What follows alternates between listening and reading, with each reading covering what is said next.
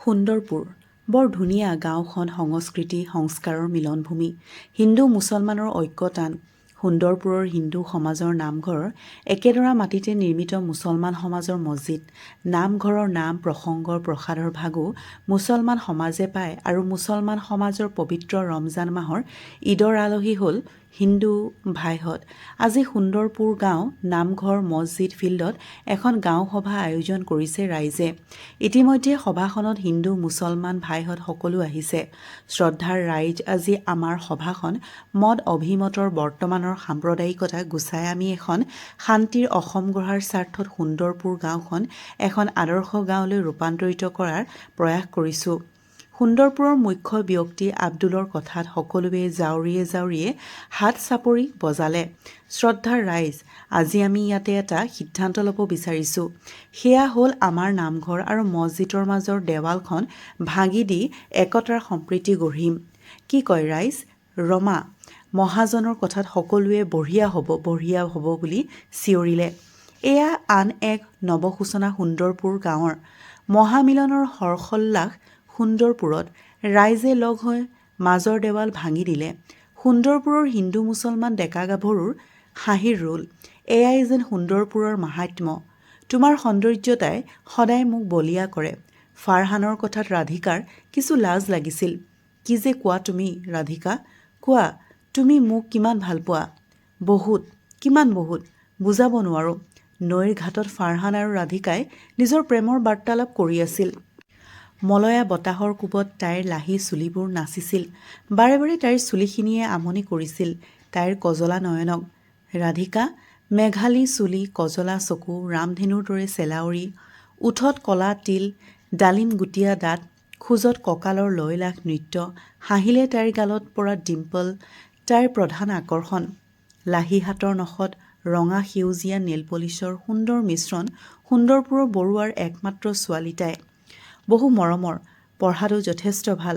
তাইক লৈ বৰুৱাৰ সপোন বহু দূৰ দিগন্তলৈ। আজি 22টা বছৰ অতিক্ৰম কৰা ৰাধিকাই এতিয়া মাকৰ বুকুৰ উষ্ণ উম লৈ শুই থাকে। টেবুলখনত বহি লৈছিল তাই। সন্মুখত কিতাপ, কিন্তু বাৰে বাৰে তাইৰ কিতাপৰ পাতত ভাহি উঠিছিল ফাৰহানৰ প্ৰতিচ্ছবি। বহুত ভাল পায় তাই। তাৰ মাজত হেৰাই থাকিব বিচাৰে ৰাধিকাই। ফাৰহান মাক বাপেকৰ নুমলীয়া পো। ফাৰহানৰ বাপেক সুন্দৰপুৰৰ মৌজাদাৰ। টকা পইচাৰ অভাৱ নোহোৱা ফাৰহানৰ বৰ জেদী মনোভাৱৰ। ৰাধিকা আৰু ফাৰহানৰ সম্পৰ্ক দুয়োখন ঘৰত বন্ধুত্বৰ সম্পৰ্ক বুলিয়ে জানে।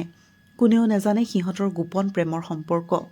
আজি সুন্দৰপুৰ নামঘৰ মছজিদৰ প্ৰাংগণত এখন গাঁৱৰ ডেকা বুঢ়াই মিলি ভাওনাৰ আয়োজন কৰিছে শ্ৰীকৃষ্ণৰ 10 অৱতাৰৰ। সেয়েহে আজি সুন্দৰপুৰত আনন্দৰ পৰিৱেশ। ইতিমধ্যে নামঘৰ মছজিদ প্ৰাংগণ মানুহৰে ভৰি পৰিছে। উক্ত ভাওনাত ৰাধাৰ দৰে সুন্দৰী ৰাধিকাই ৰাধাৰ ভাও লৈছে আৰু কৃষ্ণৰ ভাও লৈছিল পলাশে। ফাৰহানে একদম আগত বহি লৈছিল। ভাওনা চলি আছিলে। তেনেতে এটা দৃশ্যত কৃষ্ণৰূপী পলাশে ৰাধাৰূপী ৰাধিকাৰ হাতখনত স্পৰ্শ কৰি ৰাধিকাক বুকুৰ মাজলৈ টানি আনিলে। লগে লগে খঙত জ্বলি উঠিল ফাৰহান। সি আৰু ধৈৰ্য ধৰি থাকিব নোৱাৰিলে। দুহাত মুঠি মাৰি ধৰি সি দৰ্শকৰ শাৰীৰ পৰা উঠি গৈছিল। সি চিধাই সোমাইছিল ভাওনাৰ সেউজ গৃহত। তাত সকলোবোৰ শিল্পীয়ে জিৰণি লোৱাৰ উপৰি মেকআপ লয়। লগে লগে ৰাধিকাই ফাৰহানৰ হাতখনত ধৰি বাহিৰলৈ উলিয়াই আনিলে। ঐ কেনে পালা? ৰাধিকাৰ পাছত ফাৰহানে মুখখন ঘূৰাই দিলে। হাৰে কি হ'ল? তুমি যে মুখখন উফন্দাই আছা? অঁ বুজিছোঁ, পলাশৰ ৰাধা হোৱা বাবে তোমাৰ খং উঠিছে ন? শুনা, তুমি মোৰ কৃষ্ণ আৰু মই তোমাৰ ৰাধা। তেনেতে সেউজ গৃহৰ পৰা কৃষ্ণৰূপী পলাশ ওলাই আহিছিল আৰু ফাৰহানে সময়ৰ সৎব্যৱহাৰ কৰি পলাশৰ নাকত এটা প্ৰচণ্ড ঘোচা সোধালে আৰু লগে লগে মাটিত বাগৰি পৰিল পলাশ। ফাৰহান, ৰাধিকাই চিঞৰি উঠিল। মুহূৰ্ততে পলাশৰ নাকৰ পৰা তেজ বৈ আহিল। ভাওনা সামৰি সুন্দৰবনত লাগিল হোৱা-দোৱা। সকলো পলাশৰ কাষত দৌৰি আহিল। ইতিমধ্যে ফাৰহান ঘটনাস্থলীৰ পৰা পলাল। পলাশক কোনে মাৰিলে সোধাত সি ফাৰহানৰ নাম ল'লে। ফাৰহানে পলাশক কিয় মাৰিলে এই লৈ সকলোৰে মাজত আলোচনা চলিল। গাঁৱৰ ডেকাবোৰে ফাৰহানক বিচাৰি চলাথ কৰিলে, কিন্তু তাক ক'তো বিচাৰি নাপালে। গাঁৱৰ মুখিয়ালে পিছদিনা গাঁৱত মেল আয়োজন কৰাৰ সিদ্ধান্ত ল'লে। ৰাধিকা দুশ্চিন্তা চটফটাই আছে তাই।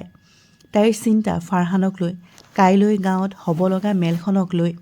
ফাৰহান বা এতিয়া ক'ত আছে, কি বা কৰিছে, কিবা খাইছেহি। গাঁৱৰ ৰাইজৰ আগত সি যদি তাইক ভাল পোৱাৰ কথা কৈ দিয়ে কি হ'ব তেতিয়া? তাই কিদৰে মুখ উলিয়াব সমাজত? দেউতাকৰ আগতেই বা তাই কেনেকৈ ওলাব? নানান চিন্তাই বেৰি ধৰিছে তাইক। তিলমানো টোপনি যাব পৰা নাই তাই। তাই অস্থিৰ, অশান্ত। এফালে তাইৰ ভালপোৱা আৰু আনফালে সমাজ। আজি পুৱাৰ পৰাই উগুল থুগুল মানুহৰ মনবোৰ। আজিৰ বিচাৰ অকল পলাশ আৰু ফাৰহানৰে নহয়, আজিৰ বিচাৰে হয়তো অশান্ত কৰি তুলিব সুন্দৰপুৰৰ পৰিৱেশ। সকলোৰে মনবোৰ সন্দিহান হৈ উঠিছে। আজিৰ বিচাৰে বিভেদ আনিব নেকি সুন্দৰপুৰৰ সাতাম পুৰুষীয়া মিলাপ্ৰীতিত? হিন্দু মুছলমানৰ সম্প্ৰীতিত প্ৰাচীৰ হ'ব নেকি আজিৰ বিচাৰৰ ফলাফল? ফাৰহানৰ উপস্থিতিৰ লগে লগেই আৰম্ভ হ'ল বিচাৰ প্ৰক্ৰিয়া। ফাৰহান, এইবোৰ তই কি কৰিলি? ইমান মিলা প্ৰীতিৰে থকা মানুহবোৰৰ মাজত কিয় বিভেদ আনিব খুজিছ তই? পলাশক কিয় মাৰিলি ফাৰহান? ফাৰহান, এইদৰে মনে মনে থাকিলেই সাৰি যাব নোৱাৰ তই। ক, পলাশক কিয় মাৰিলি? ৰাধিকাৰ সন্মানৰ কথা ভাবিয়ে একো উত্তৰ দিয়া নাছিল ফাৰহানে। কিন্তু ৰাইজৰ তীব্ৰ হেঁচাত সি বাধ্য হ'ল ৰাধিকাৰ হাতত ধৰাৰ বাবে। কি? পলাশে ৰাধিকাৰ হাতত ধৰিলে তাতে তোৰ কি হ'ল? কোনোবাই তাইৰ হাতত ধৰাটো সহ্য কৰিব নোৱাৰোঁ মই। কিন্তু কিয়? মই তাইক ভাল পাওঁ, সেইবাবে। তেনেতে কোনোবাই জোৰেৰে চিঞৰি চিঞৰি কয়, পথাৰত এটা মৃতদেহ পৰি আছে। জামেলাত সোমাব নিদিলে। কিন্তু এতিয়া সুন্দৰপুৰৰ সুন্দৰতা হেৰাই থাকিলে। দুয়োখন সমাজে সিদ্ধান্ত ল'লে যে যদিহে কোনোবা হিন্দু ভাই মুছলমান ভাইৰ লগত সম্পৰ্ক ৰাখে তেন্তে তাক গাঁৱৰ পৰা এঘৰীয়া কৰা হ'ব। আজি সুন্দৰপুৰৰ নামঘৰ মছজিদ প্ৰাংগণ মানুহৰে উপচি পৰিছে। সকলো মানুহ ওলাই আহিছে। সকলোৱে লগ হৈ মন্দিৰ আৰু মছজিদৰ মাজত এখন প্ৰকাণ্ড বেৰ বহালে। সকলোৱে কাম কৰি কৰি ঘৰমুৱা হ'ল। মাত্ৰ নামঘৰৰ দুৱাৰমুখত ৰ'লে বৰুৱা আৰু মছজিদৰ দুৱাৰমুখত আব্দুল। ভবাই নাছিলোঁ এদিন ভায়ে ভায়ে যুদ্ধ হ'ব। আমিবোৰ এলাগী হৈ ৰ'ম। আমাৰ সাতাম পুৰুষীয়া মিলাপ্ৰীতিৰ মাজত ফাট মেলিব। আব্দুলে নিজে কৈছিল কথাবোৰ। ময়ো ভবাই নাছিলোঁ আপোন কোনোবা আজি অচিনাকি হৈ পৰিব। ইমান এটা বেয়া দিন চাবলৈ জীয়াই আছোঁ নেকি? বৰুৱাও আব্দুলৰ সুৰত সুৰ মিলাই কৈছিলে, এতিয়া আমি কথা ক'ব জানিও বুবাৰ অভিনয় কৰিব লাগিব। হয়তো এনেকে আমি এদিন হেৰাই যাম। বৰ কষ্ট পাইছোঁ, বৰ কষ্ট। যাওঁ, কোনোবাই দেখিলে আকৌ এঘৰীয়া কৰিব। সকলো ঈশ্বৰৰ ওপৰত এৰি দিছোঁ। বৰুৱাই চকুৰ পানী টুকি আঁতৰি আহিলে। হে আল্লাহ, তুমি কিবা এটা কৰিব নোৱাৰানে? হিন্দু মুছলমান সকলো তোমাৰেই সন্তান। তেন্তে কিয় ইমান বৈষম্য? কিয়? আব্দুল ভাঙি পৰিলে। কি কৰিছা? শুই আছোঁ। মোলৈ মনত পৰা নাছিলে, পৰিছিলে। মোৰ মূৰটো বিষাই আছে। অকণমান পিটিকি দিবা নেকি? ৰাধিকা, একো নকলা যে? এটা কথা আছিলে। কি? মই আৰু তোমাৰ ভাল পাব নোৱাৰোঁ। কি? কাইলৈ আমি চহৰলৈ যাম, তাতেই থাকিম। তাই শুনিছিল উচুপনি সিফালৰ পৰা। তাইৰো বহুত কষ্ট হৈছিল কথাখিনি ক'বলৈ। প্লিজ ৰাধিকা, তুমি মোক অকলশৰীয়া নকৰিবা। মই আৰু কাকো নামাৰোঁ। মই তোমাক ভাল পাওঁ বাবেহে। পলাশক, সি ডাঙৰকৈ কান্দিব লৈছিলে। প্লিজ শুনাচোন, ইমানকৈ নাকান্দিবা, কোনোবাই শুনিব। মই মৰি যাম ৰাধিকা, তুমি অবিহনে মই মৰি থাকিম। প্লিজ, তুমি মোক এৰি নিদিবা। কোৱা নিদিওঁ বুলি, কোৱা না। তাই আৰু নোৱাৰিলে। তাই ফোনটো কাটি দিলে। তাইৰ হৃদয়খনে তাইক বৰ আমনি কৰিলে। আবতৰীয়া প্ৰণয়ৰে বান তিয়ালেহি মোৰ চকুৰ পতা। বৰুৱা, ৰাধিকাৰ মাক বৰ্ণালী আৰু ৰাধিকা যাবলৈ ওলাল। মাজনী আহ। গুলপীয়া চুৰিদাৰযোৰ পিন্ধি ওলাই আহিছিল ৰাধাৰ দৰে সুন্দৰী ৰাধিকা। বৰুৱাই এবাৰ সুন্দৰপুৰৰ ভগ্ন ছবিখন চাইছিল। মন্দিৰ মছজিদৰ শেষ ছবিখন চাইছিল আৰু আগুৱাইছিল চক লৈ বুলি যি ৰাধিকাৰ খোজত সুন্দৰপুৰৰ ডেকাৰ হৃদয়ত জোৱাৰ উঠিছিল, সেই ৰাধিকা আজি যাবলৈ ওলাল। চকুৰ পানী মচি মচি বৰুৱাই আগুৱাইছিল। নিজৰ জন্মভূমি ত্যাগ কৰি আধবাটতে লগ পালে আব্দুলক। বৰুৱাই তলমূৰ কৰি আগুৱাই যাব খুজিছিলে। মাত্ৰ বন্ধু, বেয়া পাই নাযাব দেই। যোৱা, সময় পালে কেতিয়াবা অশান্ত সুন্দৰপুৰখন চাব আহিব। পাৰিলে মোৰ মৃত্যুৰ দিনা মোৰ কবৰত এচপৰা মাটি দিব আহিব। যাওক। আব্দুলৰ চকুত চকুৰ পানী দেখি বৰুৱা বেছি ভাগি পৰিছিল।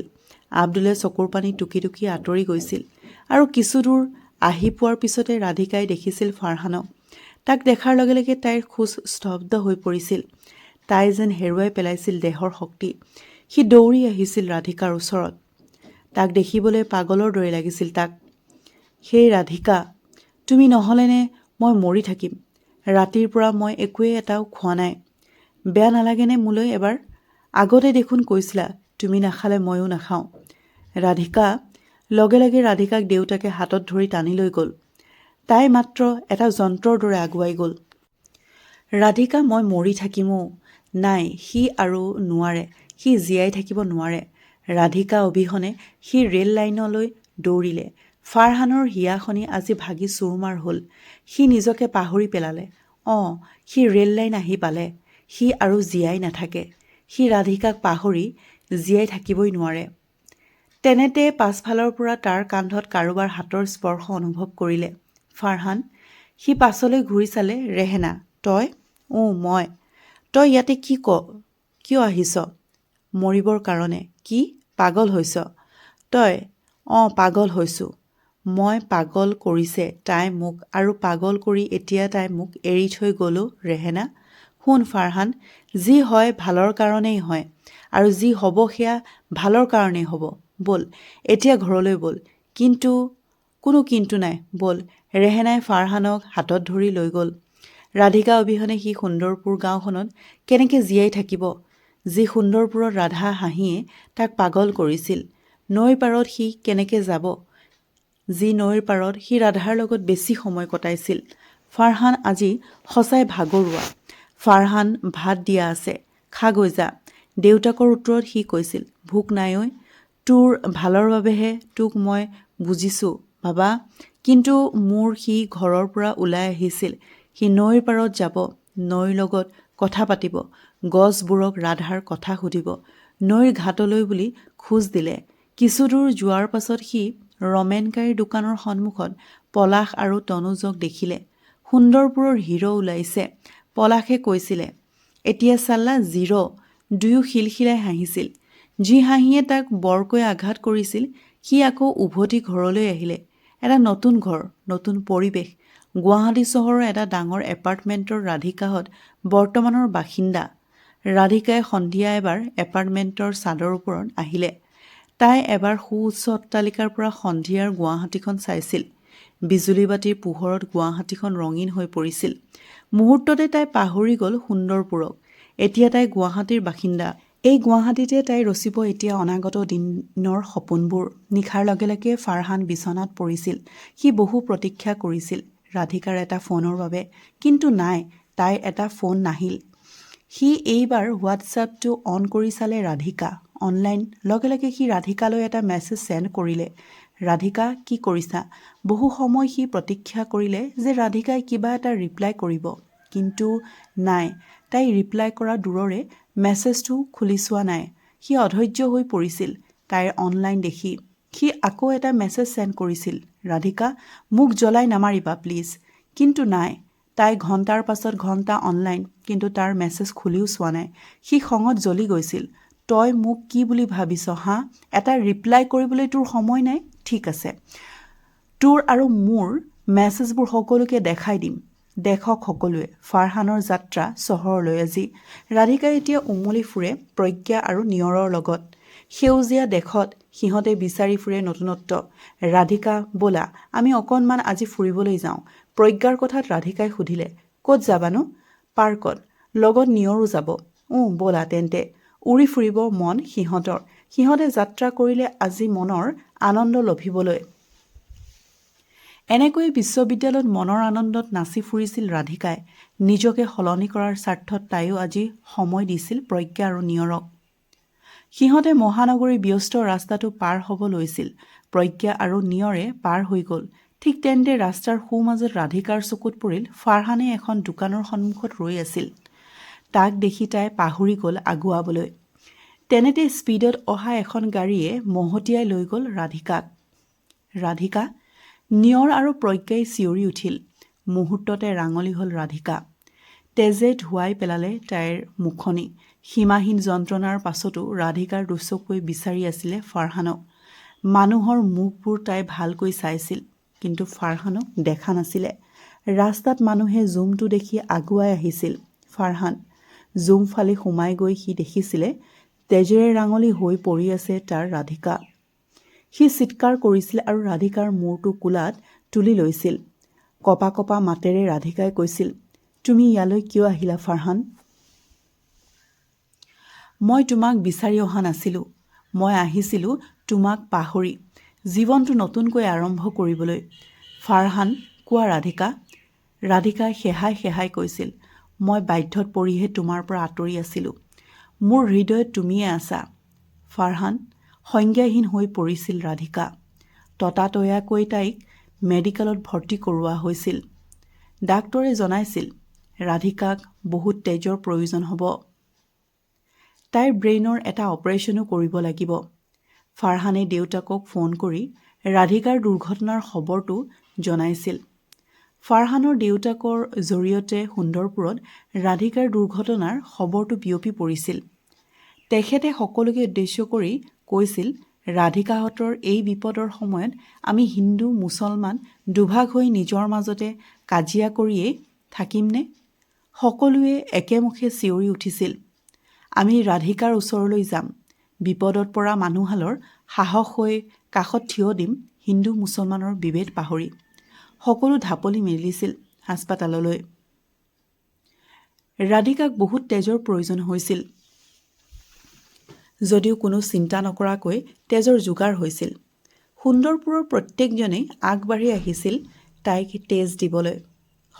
তেওঁলোকে আল্লাৰ ওচৰত ভগৱানৰ ওচৰত প্ৰাৰ্থনা কৰিছিল ৰাধিকা যাতে সোনকালে সুস্থ হৈ উঠে। সুন্দৰপুৰৰ ৰাইজৰ প্ৰাৰ্থনা আৰু ডাক্তৰৰ চেষ্টাত ৰাধিকা লাহে লাহে সুস্থ হৈ উঠিছিল। জ্ঞান ঘূৰাই পোৱাৰ লগে লগে তাই অস্ফুট মাতেৰে উচ্চাৰণ কৰিছিল, ফাৰহান ফাৰহান। ৰাধিকাৰ ওচৰলৈ দৌৰি আহিছিল সি। তাইৰ দুচকুৰে বৈ অহা চকুৰ পানীখিনি মচি দি তাইৰ হাতখন নিজৰ হাতৰ মুঠিত লৈ তাইক সাহস দিছিল সি। ৰাধিকাক লৈ মাক দেউতাক সুন্দৰপুৰলৈ উভতি গৈছিল। তেওঁলোকৰ মাজত থকা বিভেদ পাহৰি সকলোৱে পুনৰ বান্ধ খাইছিল সম্প্ৰীতিৰ বান্ধোনেৰে। কিন্তু তেতিয়াও নামঘৰ আৰু মছজিদৰ মাজত বিভেদৰ প্ৰতীকৰূপে সগৌৰৱেৰে থিয় হৈ আছিল ওখ দেৱালখন। ফাৰহানৰ দেউতাক আব্দুলে ৰাধিকাক কৈছিল, ৰাধিকা কওক বৰদেউতা, ফাৰহানৰ এটা ভুলৰ বাবে আমাৰ খাতাম পুৰুষীয়া ঐক্যত ফাট মেলিছিল। বৰদেউতা, সি ভুল কৰিছিল, যাৰ শাস্তি আমি সকলোৱে ভোগ কৰিব লগা হ'ল। ভুল অকল তাৰেই নাছিল বৰদেউতা, ময়ো সমানেই দোষী। হ'ব আই, যি হ'ল হৈ গ'ল। বৰদেউতা, তোৰ দুৰ্ঘটনাটোৱে পুনৰ হেৰুৱা ঐক্য ঘূৰাই আনিছে। মই এতিয়াহে শান্তি পাইছোঁ।